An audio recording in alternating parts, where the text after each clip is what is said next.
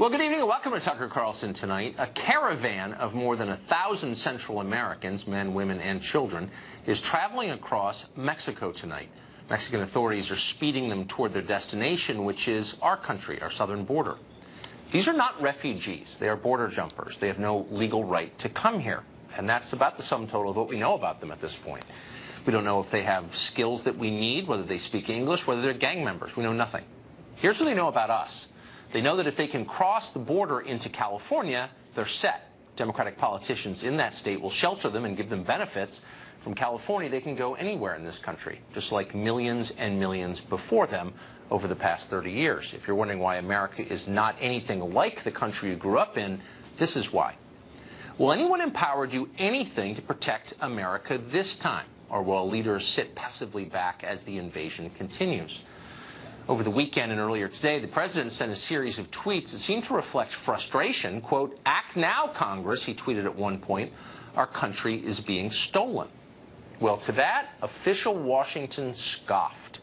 How dare the leader of our country pretend that we have the right to determine who comes here? What a racist. Here's Jim Sciutto, a former Obama political appointee who now poses as a journalist over at CNN. Watch. As often happens with issues like this, we enter a fact-free zone. I mean, you got to fact-check the president on this. I mean, first of all, you heard that Fox News rhetoric, an army of migrants. I mean, it's not an army, it's a caravan. It's a group of folks who are seeking asylum. The president tweeted there are caravans as if there are multiple groups of people kind of storming the border. That's not true. It's one group. Just a group of folks seeking asylum, more propaganda from the Obama people pretending to be reporters. Shut up, America. That's the message. You have no right to complain. That's CNN's view, which means it's the left view as well. Is it America's view? Do voters agree? Do voters think that we have a moral obligation to admit every single person from around the world anytime who wants to come here, feed and house and educate them at our expense, even as our own middle class dies? Maybe voters do think that. I guess we'll find out in the midterm elections. This will help define those elections. Jessica Vaughn is Director of Policy of Studies, at the Center for Immigration Studies, and she joins us tonight. Jessica, thanks for coming on. So when the Obama guy over at CNN describes them as just a group of folks seeking asylum, where does that leave the United States? Does that mean that we can do nothing about this? Well, if they're seeking asylum, what they should be doing is seeking it in the first safe country that they come to, which is Mexico in this case. But that's not what this is. This is a political stunt designed to challenge the United States and particularly the Trump administration. This is organized by activists. It's a walkathon for open borders. They know exactly what they're doing. They've recruited these people to join this group making their way to the United States. It's definitely a public relations stunt, and it's a challenge to our sovereignty, and the president needs to meet this challenge and not just carry on the way the Obama administration did and welcome them in. We don't need to accept their asylum applications. Heck, they're being trained on how to commit asylum fraud. So this is 1,000 people, but why wouldn't it be 100,000 people or 300,000 people? Why wouldn't it be the whole population of Salvador, the two-thirds that don't already live here? I mean, at some point that's going to happen because populations in poor countries are exploding. And what exactly is our recourse when that does happen? What do we do to prevent that from happening exactly? Well, that's why we have to prevent it from happening now. There's a reason this has been building to this point since the Obama administration essentially changed the rules on asylum, and since friendly judges stepped in and said you can't detain kids, they can be used as deportation shields. One thing we could do is prevent them from getting to the United States and do as we've done in the past and tell Mexico we want to come in and head this off before they get to our border. And, you know, we have a lot of leverage with Mexico, particularly on migration issues. It's not their job to control our border, but we can make it in their interest to help us prevent things like this from happening because, let's face it, Mexico gets a lot more out of our bilateral migration relationship than we do. So we need to use that leverage, maybe kind of tie it into NAFTA if we have to. But we don't need to just sit back and stand by while people take advantage of our lack of a secure border. Right, so it may 60,000 become an Americans emergency. died last year from drug ODs, and most of those drugs came from Mexico. So they're a hostile country. They're abetting the movement of these people here. Would it be possible to send the military to our border? I mean, why is this not, honestly, why is this not a hostile act against our country? It is. I mean, it certainly should be taken that way.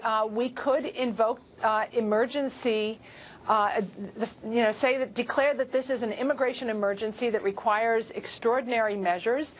The federal government has a plan for how to deal with a mass migration emergency. We've done it before, say when the Haitian boat people came. We sent the Coast Guard out to intercept them.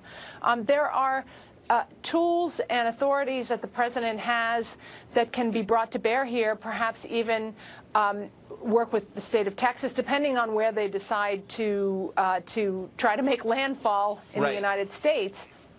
We can move money around. There are authorities we can take advantage of, and we can use our leverage with Mexico. We don't have to just sit back and wait for them to arrive. Well, somebody better be thinking this through right now, because this is imminent. Jessica, thank you for that. I appreciate it.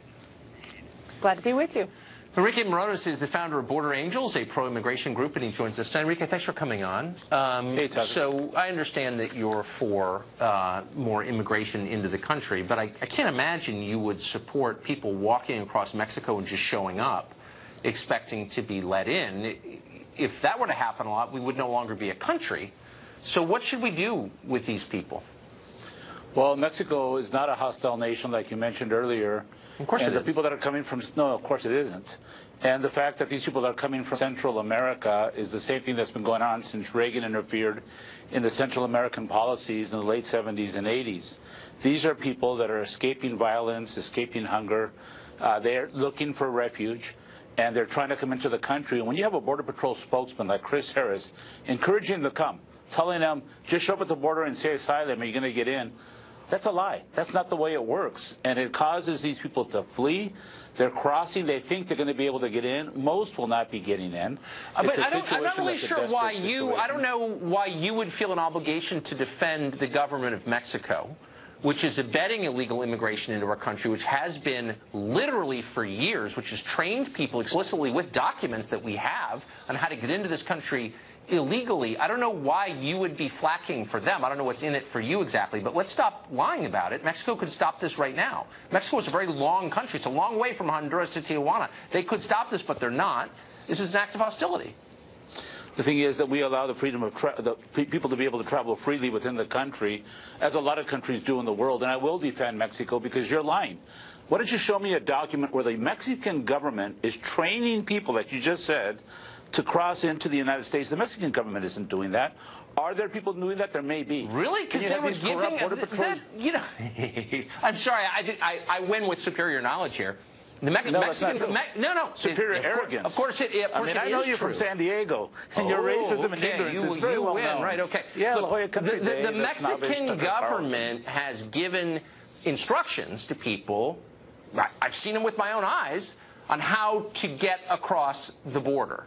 But the point is, this group of people could be stopped any time by the Mexican government, which, again, you feel the need to make apologies for, but they detain people all the time in their country from Central America, as you know. But they're not detaining these people because they say they're going del Norte. So they're a hostile power. But why should we have to accept anybody who comes here? Most people aren't coming to the United States. Most undocumented people go elsewhere. They have no desire to come here. Of the 250 million undocumented people in the world today, the United States has 11 million. And that flow has shifted dramatically, dropped 40% in the last 5.5 years. But why should we take any? No, but you're missing it. Why should we take any? There are a lot of people who want to come here legally. Yeah, but there's no way for these people to come in legally. And the United States interfering in these countries, the demand for the drugs, invading sovereign land like Iraq, or interfering in the civil wars of Central America, that causes people to flee. The U.S. should be more welcoming. So our sins are the reason this is. So you hate America, is what you're saying. I don't know why. Actually, it's interesting. You're blaming America for illegal immigration into America. People come here. Part of America. Central America is part of America. Mexico is part of America. The United States is a separate country. It's not the same as Honduras, actually. One-third of all Salvadoran citizens already live in the United States. So at what point can we say we've atoned for our sins in El Salvador? Stop two-thirds have to interfering live here? in the policies of other countries. Stop taking their natural resources. Stop invading sovereign lands. You have a president. Are we taking the natural resources of Honduras Donald right Trump, now? Remember Donald Trump? I mean, that guy, I mean, he's an embarrassment to the world. He says they're coming for DACA. DACA ended in 2000. People had to have been here by 2012. Donald Trump doesn't know what he's talking about. Let me ask you. I'm not asking you your opinions on Trump. I'm not interested. I'm asking you about the policies that are. Hold on. The policies that affect all of us as Americans. And you're saying that Hondurans have a right to come here because we take the natural resources of Honduras somehow? Can you be a lot more specific? Absolutely. The invasion of the United States of sovereign lands, whether it was the interference in Central America with the Reagan administration. What do we do to Hondurans? Well, have you heard of Iran-Contra? Have you heard of the fact that the United States is the #1 consumer of natural resources from other countries? The #1 consumer in of illegal Honduras? drugs? So these people are coming here to punish us for bad things we did in Honduras? No. Are you representative of people on the left? Is everybody this dumb? The United States has a large what are you talking about? And when they invade sovereign lands, when they take from sovereign lands, they should be a more welcoming nation, and they are not. But there's no legal way for the people to come in. They're desperate. People are crossing borders all over the world. I just want to have a rational conversation. They should be able. Yes, we should have one. All right. Yeah, we should have a Get back to me when you can explain what we did to Honduras to deserve this. Thanks, Enrique. First, they came for Confederate generals. Now, no statue is safe, even a statue dedicated to an American president who fought the Confederacy in the Civil War. A California town is now planning to demolish a statue of President McKinley.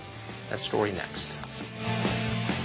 Well, whatever else you want to say about the left, they're not like the right. They don't sit around and talk about stuff forever. They just do it, right or wrong, usually wrong, but they move quick. Last year, the left targeted the nation's remaining Confederate statues for demolition. Was no vote on this anywhere ever. Sometimes they destroyed the statues with mob violence. They got away with it, of course. Now they picked a new target, any statue that offends anybody in power.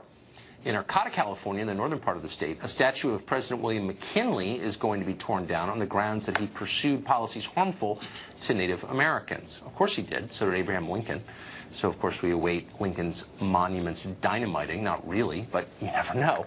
Paul Patino is on the Arcata City Council. He voted for the removal of McKinley's statue and joins us tonight. Paul, thanks for coming on. Yeah, you're welcome. So, you know, I'm not for tearing statues down without a vote, but of all the people whose statue you could tear down, why McKinley? It's the only one we got. Okay, good answer. But, I mean, here you have a guy who joined the Union Army at 18 to fight the Confederacy, spent years in battle. I don't think he has a reputation as a particularly cruel guy. He himself was a victim of gun violence, as you know. Why are you picking on him? Well, I think if you look at all the stuff about him, see, you just mentioned a couple of things, but there's tons of other stuff about this guy. And when you take the totality of everything he was responsible for and what happened during his presidency, you look at it and you go, okay, positive, negative. If today I was offered that statue as a city councilman, I'd say, no, thank you. So basically, I'm correcting a 112-year-old error of judgment. Well, I don't know if that's your place. I mean, you didn't put the statue there. Are you having a town-wide vote on this? Here's what's happening. The city council 112 or years or so ago decided to put it there. And the city council has the power to remove it. If indeed the citizens don't want that to happen, we have referendum and initiative here in California that happens constantly. And so it can be simply 1,000 signatures and be on the ballot. Well, why don't you just let them vote anyway? I mean, you don't have to wait for them to do that. But hold on. I just wonder how you would feel. Let's say there's a Paul Patino statue. I hope, obviously, there never is. But let's say there was. How would you like to be assessed on every bad thing you did? I'm sure you've done good things. I'm positive you've done some pretty bad things. I can just tell. How would you like it if people said, we got to tear this statue down? He was flawed. I mean, shouldn't we be a little more forgiving than that of people? Let me say this. I don't think any human being deserves a statue. We're all equals. I think it's a mistake to put statues up for humans. You know, Statue of Liberty, it works because that's not a human, okay? It's a replica or a stylized person. When you put up a human, you're always going to have a problem. No matter what yeoman, whether it's Mussolini or whoever, it's a problem. I have to say, I wasn't expecting you to say that. You're kind of winning me over a little bit with that argument, because I think that's actually true, and we shouldn't be worshiping politicians. Even the good ones are not that good. So I kind of agree. And I'm sure we don't agree on anything other than that. But I don't think that's a dumb point at all. Kind of an Islamic point, but still a pretty good point. But since his statue's up there, and no one living made the decision to put it there, you have to make an affirmative decision to take it down. And by doing that, aren't you really saying, you know, his sins outweigh the good things that he did? I mean, he was a good president. He fought against slavery. I mean, can we ask any more? And by the way, as I said, he was a victim of gun violence. Shouldn't that give him a pass? I totally see the good points, and I see the bad points. And I, as a elected official, a representative of the people in the town, I have to say, go deep inside and look at what would I do if I was faced with this any other time. And 13 years ago, it came before us before. And we didn't have a majority, so it stayed. This time, 13 years later, it came up again, and we had a majority. And so our majority voted for it to leave. Have you guys solved all the problems in your town other than this? Is it like literally a utopia? Hey, look, nobody solves all the problems. No, but I mean, you have like no crimes, and nobody has ever double parked, and no one's ever gotten divorced, and like, do you know what I mean? Nobody chews microwave burritos over Brussels sprouts. Like, you've got it all figured out. So like in your spare time, you're going to tear down a McKinley statue. Is that pretty much what's going on? No, that's an opinion. Let me put it this way. As a city councilman, I have to cover everything. This is just one item. I don't like wasting a lot of time on it. It's come to us before. It came before I even lived here, this issue. And it's like, okay, let's stop wasting time on it. I'm willing to take the freight. I'll make the decision to make that motion to move that thing so that we can be done with it and move on and not waste any more time. All right. So, yeah, I really don't like wasting time about it. Okay. Well, I disagree with you, but I do think you make a good point about not worshiping people. I'm with you on that. Councilman, thank you. You're welcome. Thanks for having me. Jason Nichols is professor at the University of Maryland, and he joins us tonight. Professor, thanks a lot for coming on. Thank you. So if Thank you for having me. can't make the cut, I mean, unless you agree with the professor I just talked to, who I actually do think makes a really good point. We shouldn't be aiming things after people, especially living politicians, whether it's Kennedy, killed a woman, or Robert Byrd, the Klan recruiter, or any of these politicians should not be allowed to name things after themselves. I strongly agree with that. But like McKinley, really? Why is he so sinful? Well, I think, if we look at his history, he did some things in terms of what he did with the indigenous people, taking their land, giving it to white settlers, breaking up their autonomy. So I think he has some issues in his past. But at the same time, I think it's important for us, and it's interesting, this discussion, because I think I'm going to play the Republican here and say that you had a city council, a local group, who has made a decision for their community. That's what they're elected to do. And yet you and I here in our shirts and ties here in Washington are going to sit here and tell them that what they did was wrong and question. I feel fully empowered to pass judgment on the decisions that governments make. Okay, but a local government that you have no... I mean, I'm allowed to have a view on that, and I do. Absolutely. And just because the government is small doesn't mean it doesn't make terrible decisions. I'm not that kind of conservative who thinks that, small government, I mean, there's a lot of tyranny that takes place on city councils. I've certainly seen it, having lived in a small town. But here, I guess, is the point I'm making. We're retroactively judging people selectively. So you wouldn't have any problem with a monument to the Cherokees and the Trail of Tears, I would assume, because they're an oppressed people. But, of course, they brought their slaves with them. They're African-American slaves. I'm not attacking the Cherokees. I'm merely pointing out that, history's a lot more complicated than we pretend It is. And you know that, of course, as a professor. So why are we now pretending that everything is in stark black and white and there are good people and there are bad people and nobody in between? That's a lie. I think, you know, the primary thing when we're talking about presidents and what they've done is that we need to have a dialogue about the totality of what they've done.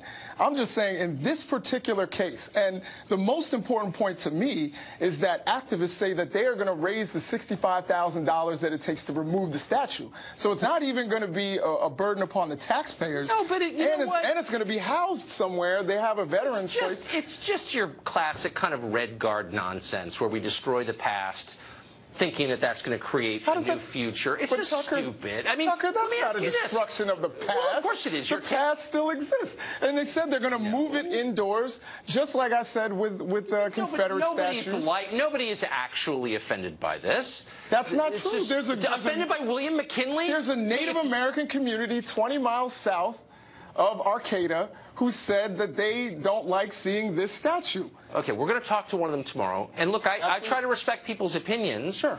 But taking down the statue will not improve the life of a single person in that community, as you know. But let me ask you this. As long as we're using these criteria, why do we have an FDR memorial here in Washington after he literally put in internment camps people on the basis of their skin color? Why do we have that? I mean, I think in living memory, by the way. I mean, some of the people who were in those camps are still alive. This wasn't 300 years ago. It was like 80 years ago.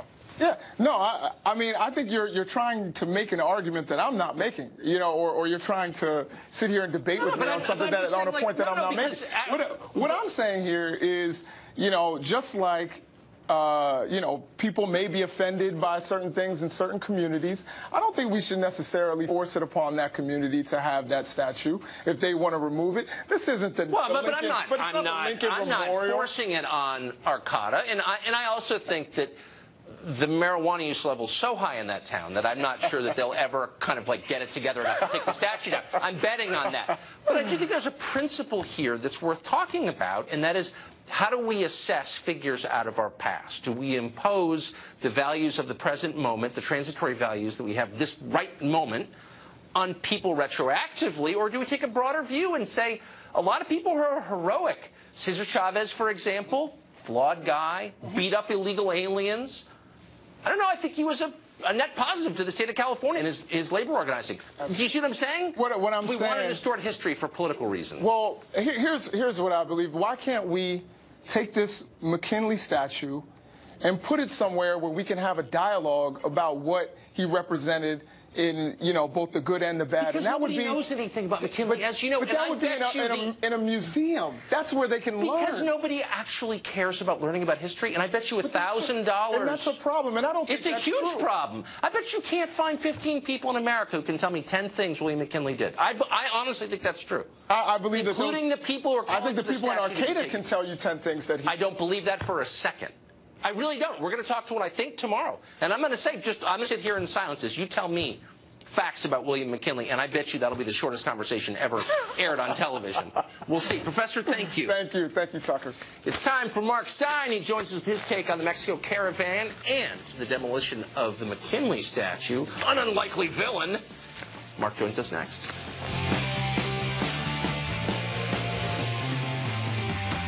A caravan from Central America is walking through Mexico tonight. They're seeking to be let into this country. They're demanding it, actually. The president says he dislikes that idea, so of course he's being called a white supremacist.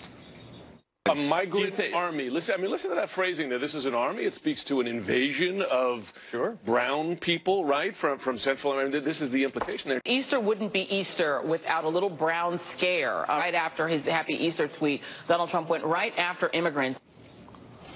The first guy, by the way, was Jim Scudo, who works at CNN, who was a political appointee for Barack Obama, now pretending to be a journalist. It's too much. Mark Stein joins us tonight. So, Mark, I guess the point that the left is making right now is that we have no right, under any circumstances, to deny people entry when they come here. Period. Doesn't matter who they are, where they're from, what skills they have. It doesn't matter. We have to let them in. Is that the position? Yeah, basically, and kind of what's wacky about this to me, Tucker, As I understand it, basically half the illegal immigrant population, including these 1,100 people or whatever it will be up to by the time they actually hit the Rio Grande, about half the illegals in this country came here since 9/11. In other words, they broke into a country that's supposedly on orange alert.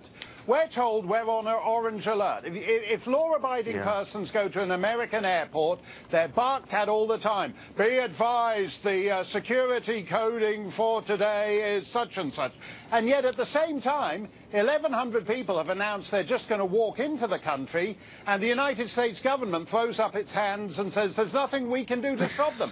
Well, in that case, what the hell is the point of Orange Alert? Why are 300 million law-abiding Americans shuffling shoeless through their airports like a bunch of, like a bovine herd?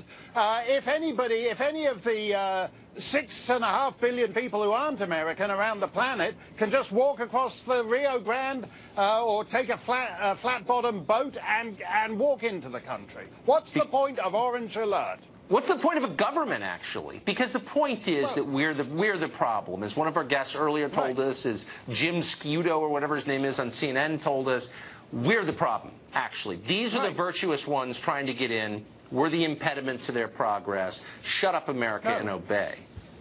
And, you know, he probably doesn't know it. There was a French novel published 45 years ago by Jean Raspail, The Camp of the Saints. A lot of people on the left don't like it. But it actually predicted what's happening before our eyes. A bunch of people got in a ship at India and sailed for the south of France in this novel.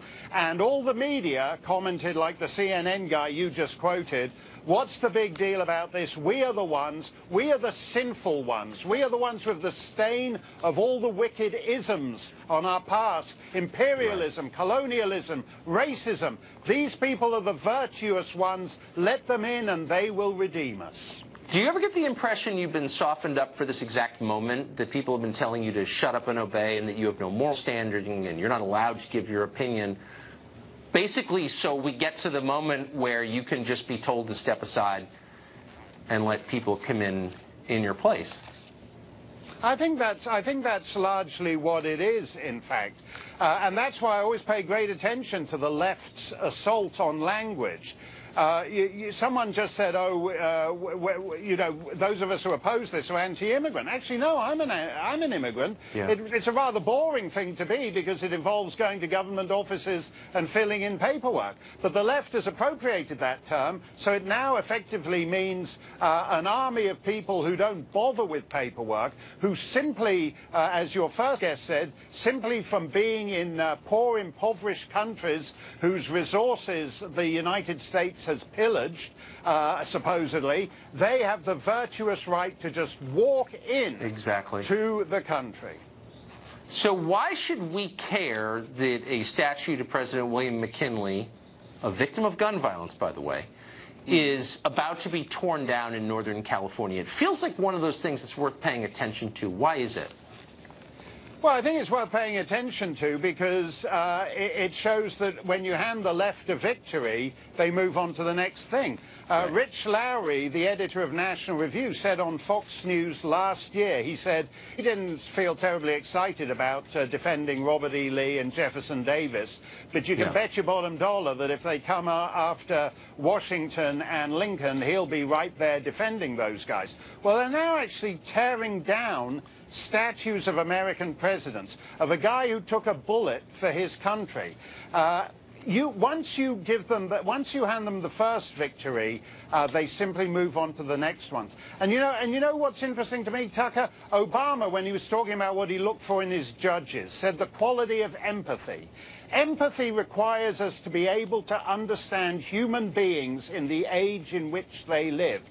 You're not tearing down a statue of McKinley. You're tearing down the representation of all the Americans who voted for him, agreed with him, supported him. You're in fact disowning your own history and saying, I'm just going to live in a hyper-present tense, disconnected from my past. That is exact, and I knew you could explain it better than anyone I've ever met, and that is exactly right. That's exactly what bothered me about it. Thank you for articulating that. Appreciate it. Thanks a lot, Tucker. See ya. America's military presence in Syria could be coming to an end, but some people are upset at the prospect of that. One of them joins us in a minute. Also, there's new video of something pretty amazing shot by a passenger on a commercial airliner just the other day. It's actually unbelievable. We're not going to describe it. We're going to let you decide what you think, and we'll show it to you in a minute.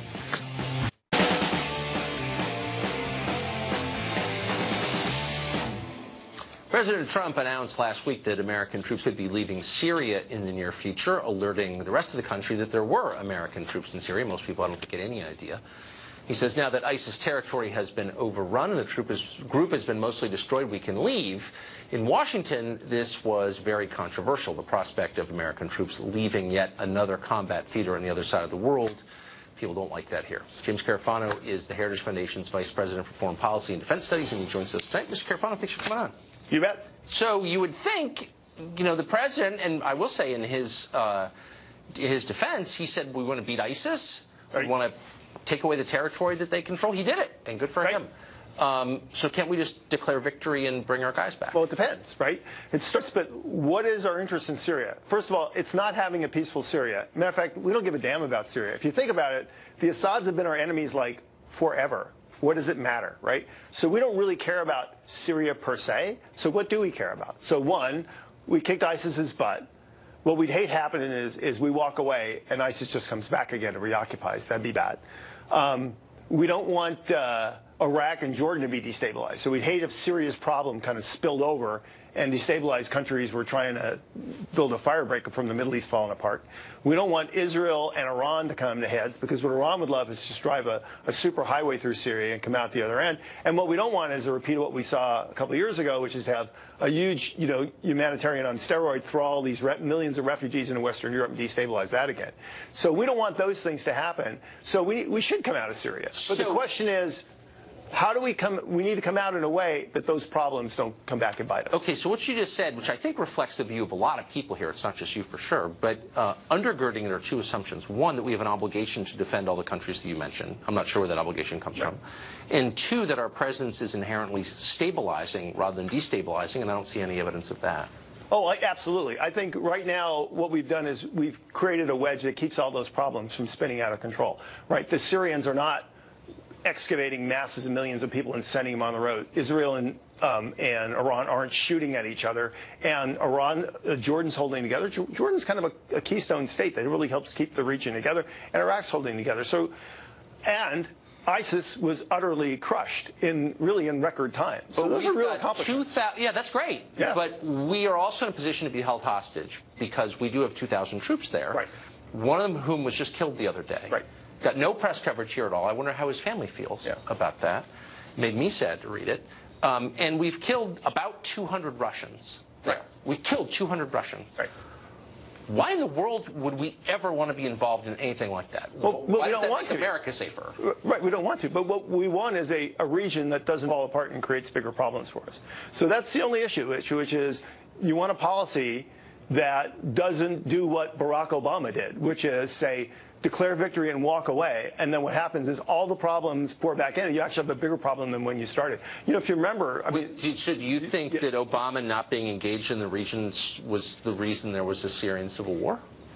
No, but because the way we pulled our troops out of Iraq and when we did, and the way we laid the politics to unravel in Iraq, that allowed the problem of Syria to spill over and destabilize Iraq and created a caliphate, which then in turn attracted tens of thousands of foreign fighters from all over the world to the region, and now we're worried about all these tens of thousands of foreign fighters. Can you remind me really quick why I should think Assad is bad?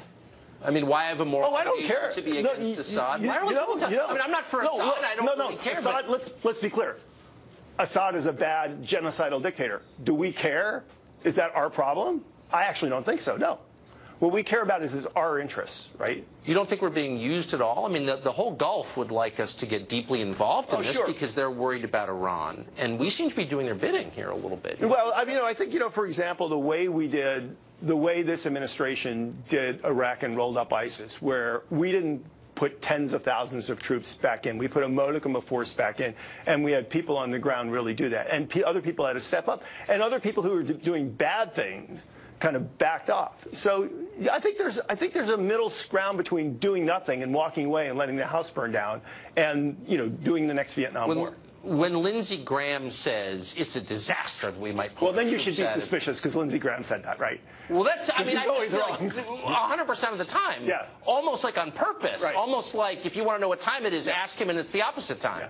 So I think it makes no sense for the United States to be in Syria forever. Absolutely, totally with you. Love to walk away. How we walk away really matters. Okay, now you're making me feel better. I will say that. Thank you. All right. Good to see you. Amazon has become so ubiquitous that even the Pentagon is dependent on them all of a sudden to store their classified data, your classified data. That story is next. It's part one of our week-long series, Tech Tyranny, and it's interesting. Every night this week, we'll be bringing you a piece of our series, Tech Tyranny, recovering the ways that powerful tech companies are dominating American life in a way that has never happened before in American history. Most people are ignoring it. They shouldn't be. It's changing everything. Amazon's power over data is so great now that even the U.S. military is seeking their help. Within a few weeks, the Defense Department is expected to request a $10 billion contract that will allow Amazon to become the sole provider of cloud computing services to the military. What does this mean? A story we're not going to ignore. Matt Stoller is a fellow with Citizens Against Monopoly, and he joins us tonight. Matt, this is one of those stories that, like a lot of stories right now, they're just kind of passing people by. And no one's stopping to say, well, what is this, and what are the implications of it? So let me ask, what is this, and what are the implications of this? So this is what the Pentagon calls a potential revolution in how they buy information technology. And information technology is the heart of everything right now, yes, including war. So this is a decision by the Pentagon, or potential decision by the Pentagon, to do something very unusual, which is to not have multiple suppliers of a key resource that they rely on, in this case, data. And they are handing over an important bottleneck of our national security to Jeff Bezos and Amazon. And that's something that should be very concerning to people, because Jeff Bezos has relationships, Amazon has relationships all over the world with all sorts of entities that could that have a reason to manipulate and undermine American national security interests. And even if they don't, even if Amazon does a great job and we have no other redundant cloud computing services, last year, because of a typo in an Amazon data center, a whole bunch of websites, 150,000 websites went down, including big ones like Pinterest, parts of Slack, and even the Securities and Exchange Commission. So it is a really dangerous thing to award a contract over such a vital resource to just one company. And the Pentagon needs to split this among multiple cloud computing service companies so that there's some basic redundancy, and so that Jeff Bezos is not the sole guy who's in charge of this. A company that has relationships with foreign governments that we don't fully understand, as you pointed out. This seems nuts. Why would we do something like this? Why would the Pentagon do something like this? I know, it's like a bad movie plot or something like that. I mean, what's the first thing that you're going to do if you get into a war with the United States? You would undermine the Pentagon's ability to access its data. And if there's only one provider of data, if it's just Amazon AWS, it's much easier to do that than if you have multiple sources of supply. It's just basic national security strategy. So I'm not exactly sure what the Pentagon is thinking. I mean, I think there are probably multiple different power centers in the Pentagon that are thinking about this. They might believe that, Amazon, if you just award it all to one company, that they will have the best security. But then, of course, if there's penetration of that one security barrier, then, all your eggs are in that one basket. So there's different arguments for why you'd award a contract like this to one company, but it's probably a bad idea, and it's contra the long history of American national security policy. Has any company had more power in the history of this country or any other country than Amazon or Google, ever? It's a really good question. I mean, I think you could potentially look at Standard Oil in the 1880s and 1890s, but they didn't have the ability to profile individuals, to manipulate individuals and individual companies the way that Jeff Bezos and the way that Larry Page does. So it's hard to say, but this is crazy. They could control your energy, but they had no control over your mind, which seems a big difference to me. Matt Stoller, thank you for paying attention to this, while most people aren't. Appreciate it. Thanks for having me. Thanks. Our series Tech Tyranny will continue every night this week, and again and again and again, because we think it's worth investigating the growing and dangerous powers of big tech, because nobody else is. Up next, something very odd was spotted by a passenger on a commercial flight over the Mediterranean the other day. We're going to show you the video, and you can decide for yourself what you think it is. It's amazing.